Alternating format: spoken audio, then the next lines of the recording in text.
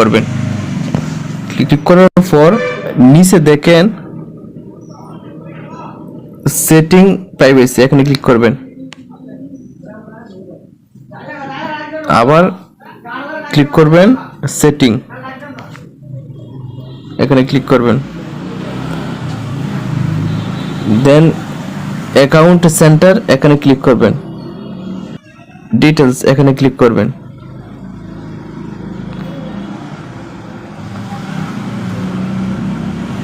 দেন নিচে দেখেন account ownership and control, এখানে ক্লিক করবেন।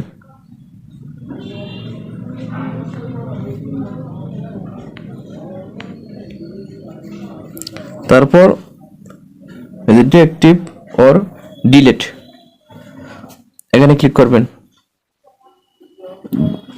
আবার ক্লিক করবেন।